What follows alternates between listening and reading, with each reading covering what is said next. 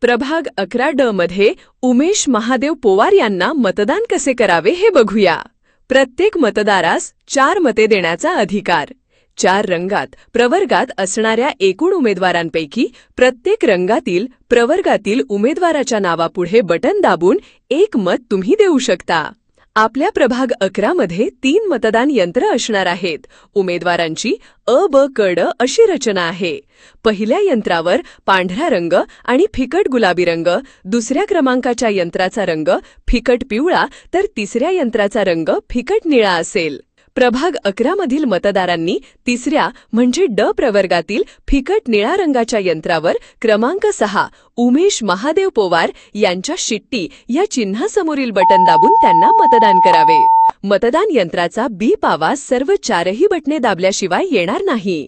प्रभाग 11 ड मध्ये वाजणारा विजयाची शिट्टी. प्रभाग नंबर 11 मधून उमेश पवार येणार. मावळा लढणार